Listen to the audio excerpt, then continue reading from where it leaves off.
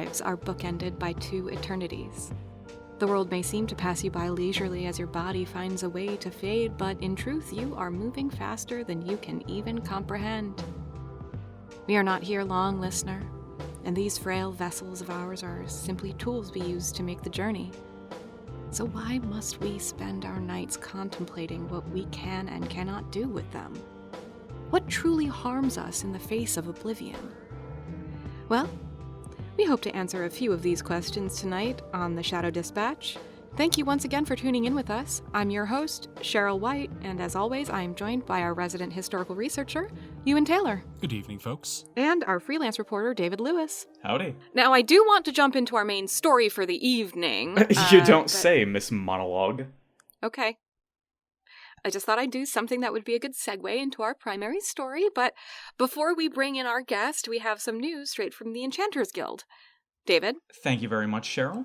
In coordination with the nightly North Shore News, I've been asked to deliver this public service announcement from the Essex County Enchanters Guild. It's come to the attention of the ECEG that many private citizens and small businesses are utilizing a new viral spell hack originally popularized by the Rollin' with Randy YouTube channel to create magical shields which protect properties from the snow. Oh, it's good to see that Winnie's staying in the public eye. And on the radar of the guild. Wait, does the guild actually have it out for Winnie? I have no idea. I mean, it wouldn't surprise me. It's not like she's giving the rest of us a good name, but if I ever get into those board meetings, I'll let you know. You know, say what you will, but she's got to be talented if she can make the news.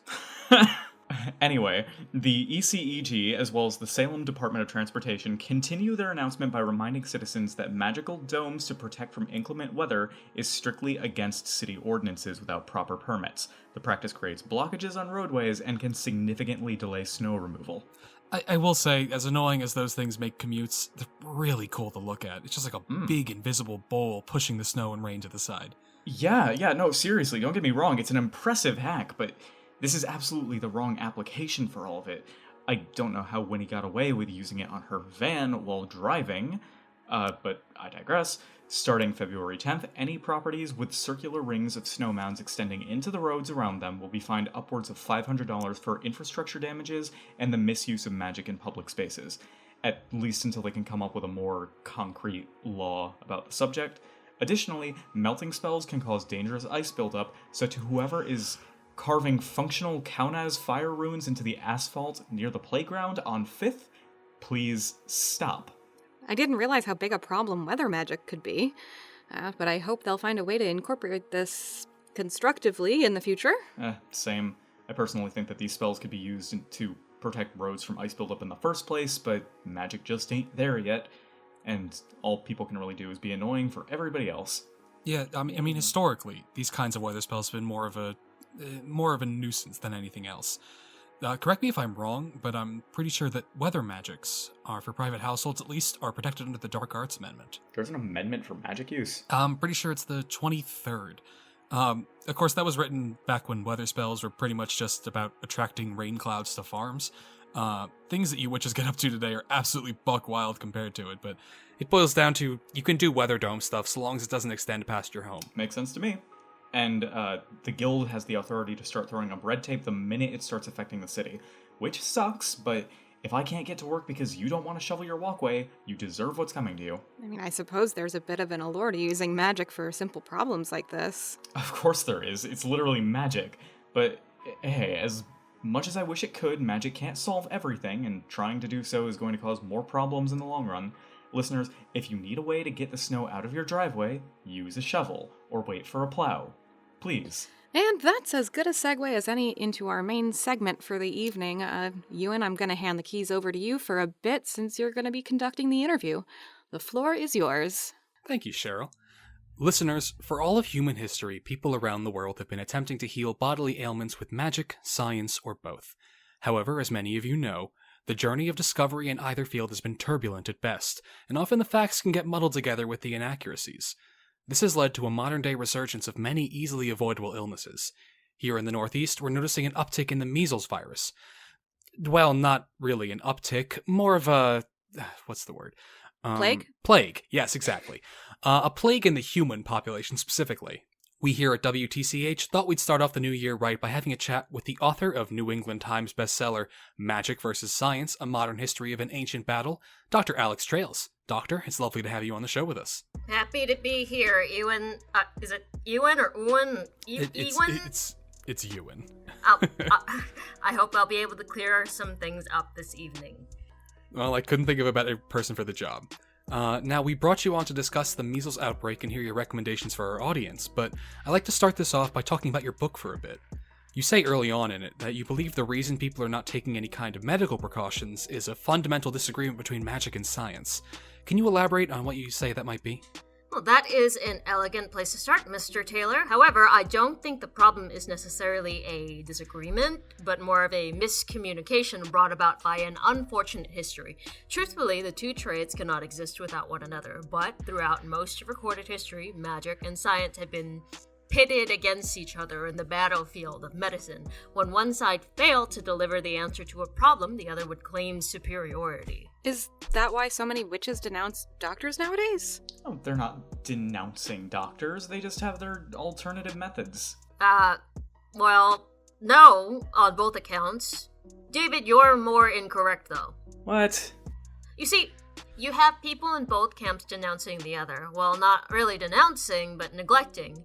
It's always happened, but history took such a weird turn after the unveiling. Before that, scientific medicine was becoming dominant because it was the only thing that ever worked. And let me stress that, it was the only thing that ever worked.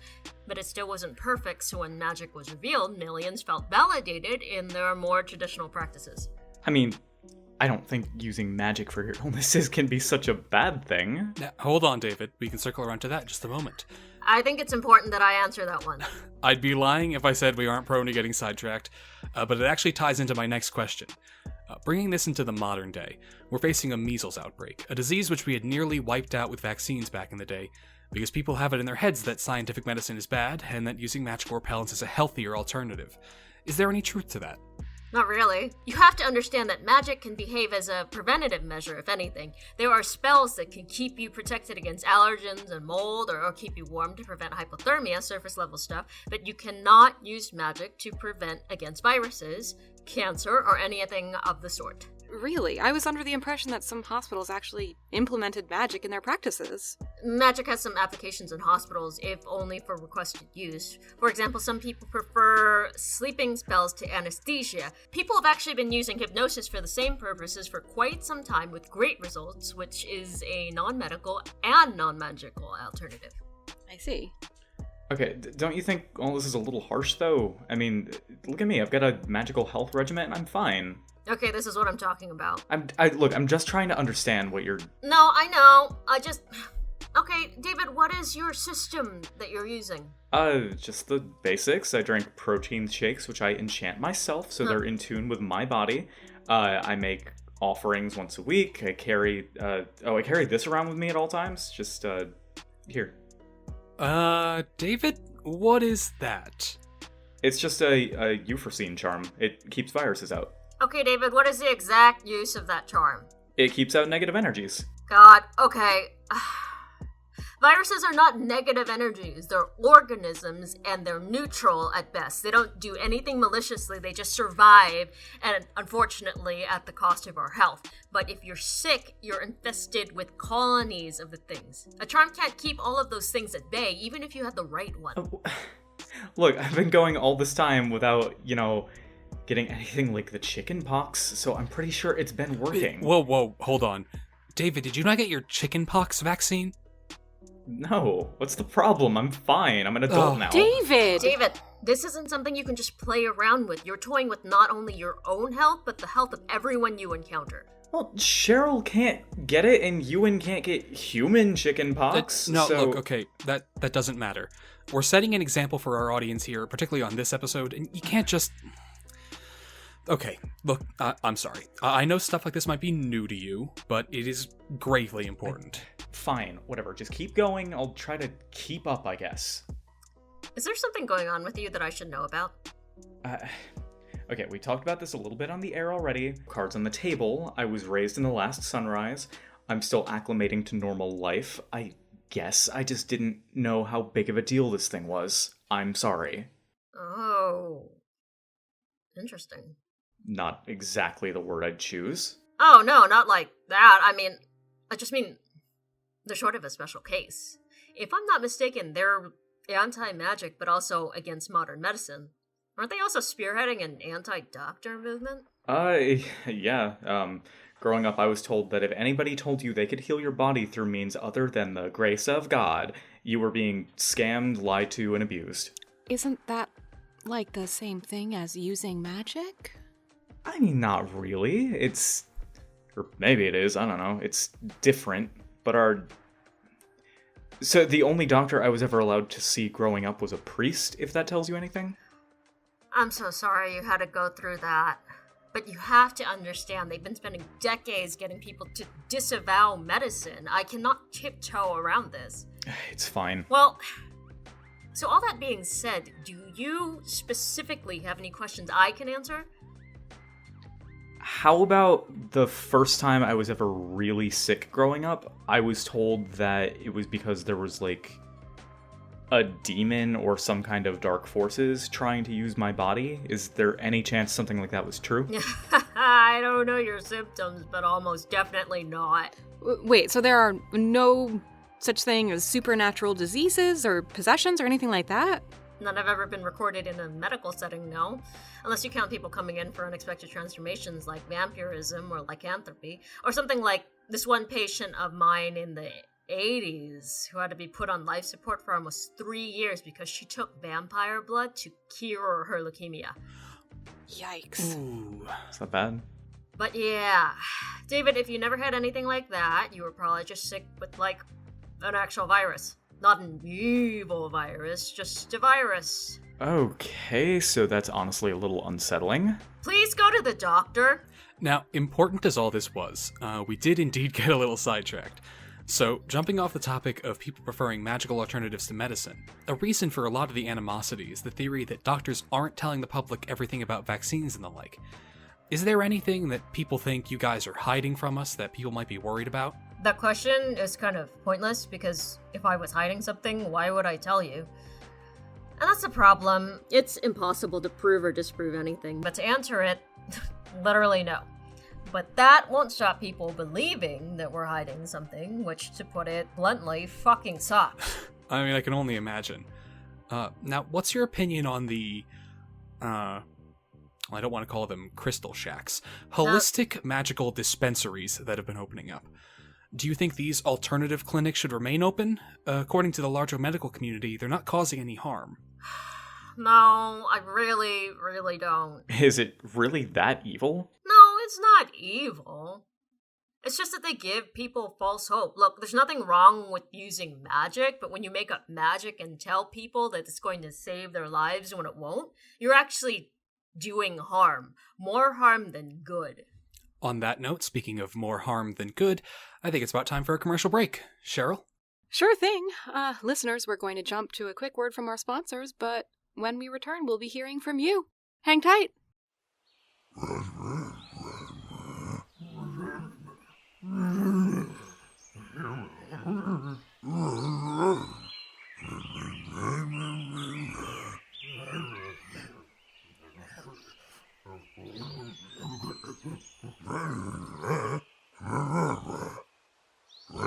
Squatchy-O's? Squatchy-O's?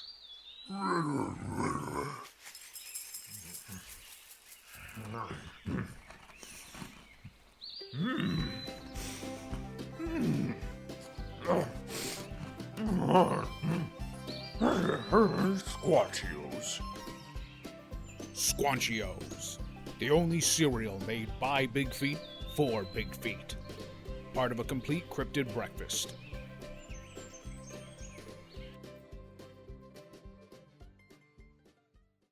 Welcome back, listeners. Doctor, while we have you in the studio, we thought we'd take some listener calls, but since we haven't done an email segment in over a year at this point, we thought we would try again, and that you might help us out with some of our backlogged medical questions. Sounds good to me. All right. So our first email comes from Wolfie Moon 200. No, it's okay. This is what therapy's for. Wolfie Moon 200, who says, I'm a werewolf living in Providence, and I can't afford to go to the doctor because I don't have insurance. Can I just go to the vet? Oh my god! Okay. I refuse to believe this person is a werewolf. This is absolute lunacy. Ewan, you're doing puns now. David, do not even try it. There is no way anyone... Okay, there's no way anyone actually thinks like this. Right, Doc? I've certainly seen stranger things happen. No, you're kidding. What? You mean we could have been taking you into the vet this whole time? Cheryl, I swear to God, I will actually stake you. Well, lycanthropy isn't exactly my area of expertise, but I know there is a lot of misinformation regarding werefolk. I think it's likely that Wolf, Moon, Boy, whatever, is faking it, but this deserves an answer. Well, have at it, Doc.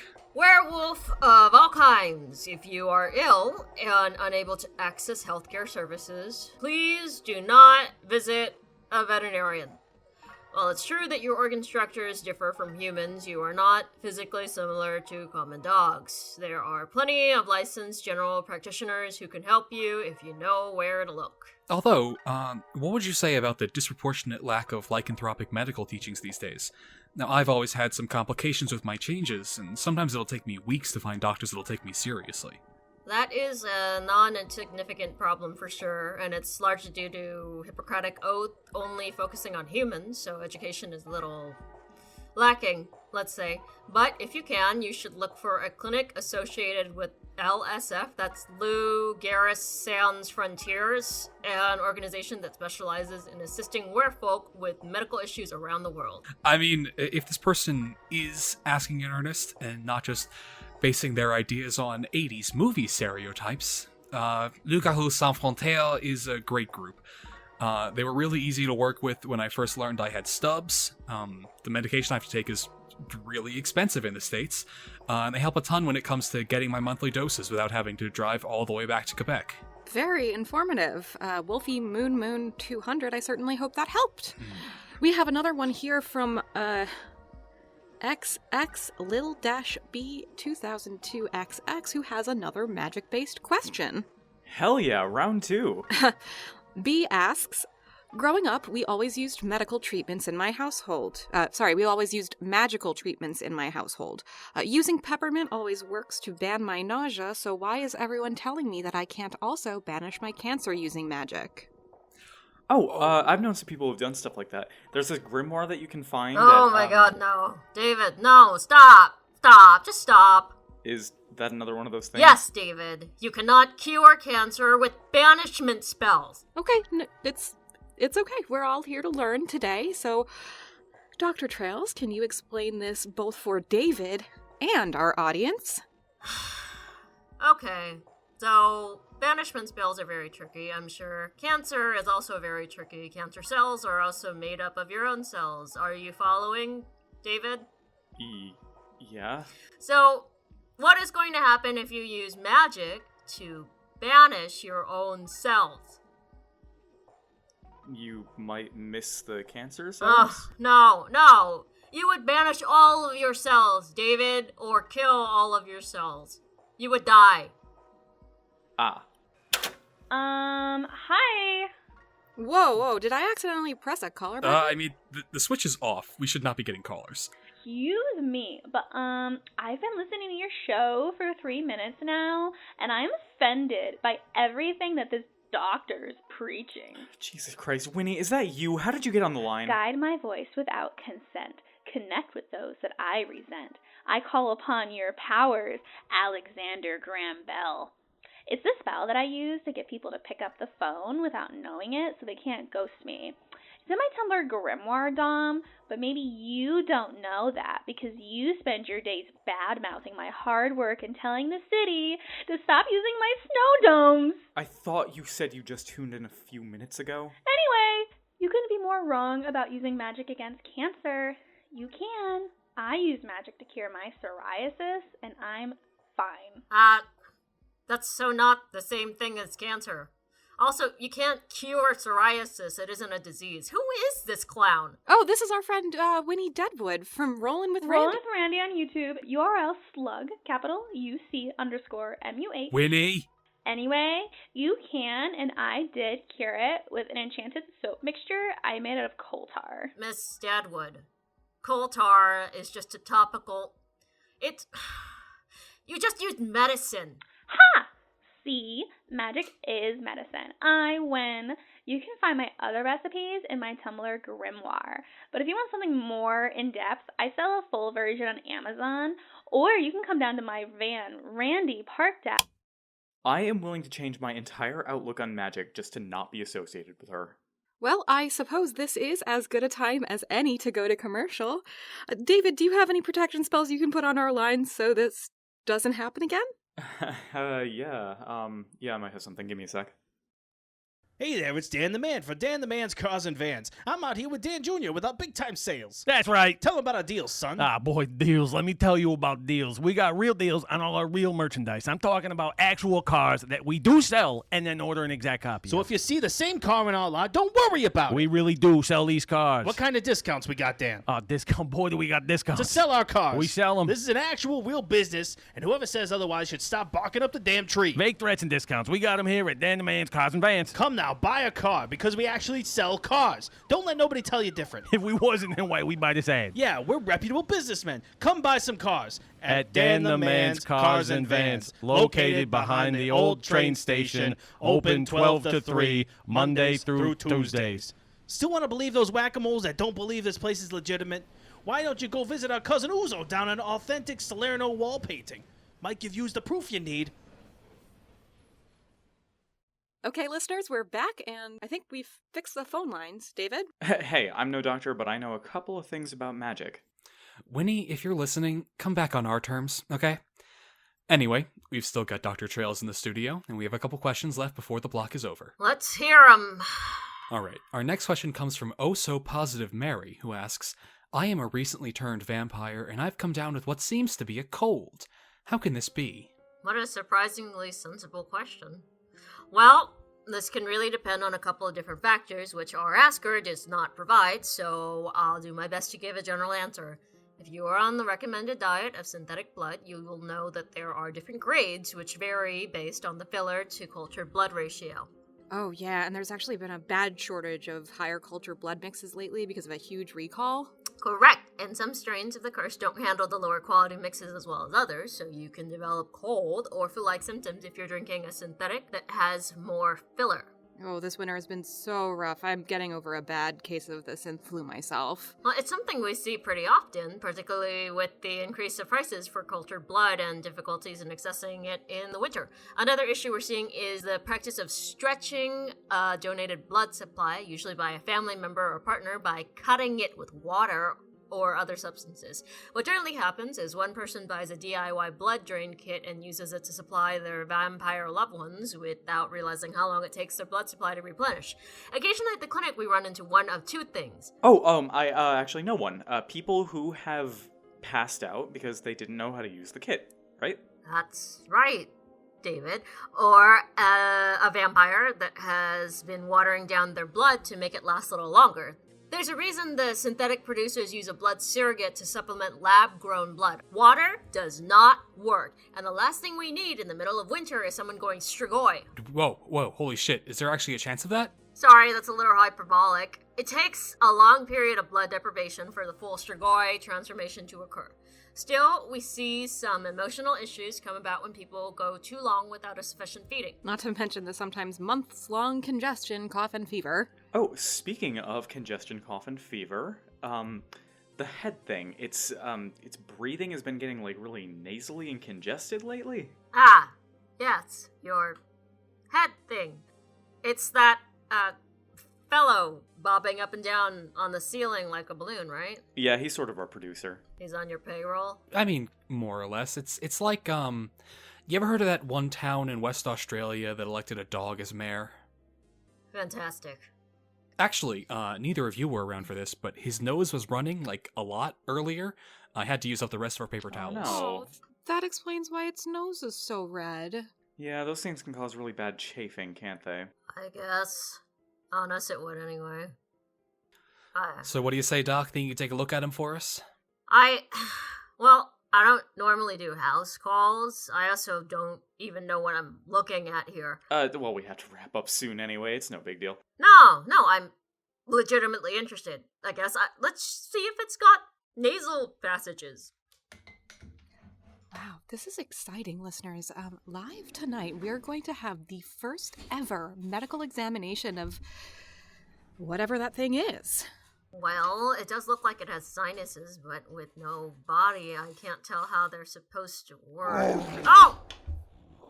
Okay, didn't like that. Holy shit, we've never gotten it to do that before. I really hope it's not angry. I don't like the looks of it. What do you mean you've never gotten it to do that? Do you know anything about this thing? We know he likes electronic music. Huh. Let me see if I can get the lo-fi mix. Great. That's great. Fucking shit. Okay, guys, this thing is freaking me out. This is more of a job for the Forest Service or something. I mean, I did tell David to call the Forest Service when he first summoned it, so... You know, guys, I distinctly remember reading about a creature like this in the Iroquois Museum in upstate New York. Fuck! Oh, God. Jesus. Fuck! Jesus fucking Christ! Oh, shit! Fuck! Oh, It's going God. to need stitches. Oh, that looks bad. Oh, the FCC's not gonna Yeah, like no, us. I'm gonna go look and see if we have some ice Damn packs it. in the freezer. I'm sorry, Doc. We didn't know it could bite. I mean... Is it talking? Just hand me the gauze out of your first aid kit. Guys, I just realized we don't actually have a freezer, so there's no ice packs. Oh, you all need to get the Forest Service in here right fucking now. You know, weird. I distinctly remember telling David to do that a few months ago. Look, don't blame me. You're the one that started naming this thing and giving it hats and shit. Oh no, we don't need a producer. Let's let the head do it. Look, I trained it how to use the switchboard. Hey, you gave me a head. What was I supposed to do with it? Hey, focus! Why would you summon this I wasn't trying to. It just happened and it got bound to the studio. Look, it's nobody's fault. I mean, I'm pretty sure it's David's fault. Yes. I didn't summon the Boys, thing. don't make me send you to your corners. Listen, our time is up for tonight anyway. We're going to take Dr. Trails to urgent care now. Doc, I am really sorry about this. I really hope you don't think less of the show. Shut up, Ewan! All right, coming up, we've got pet medium Baxter Fido's mini documentary on prophetic birds, how Polly can help you win the lottery. For the Shadow Dispatch, I'm Cheryl White. I'm Ewan Taylor. And I'm David Lewis, going to my first hospital. Get vaccinated.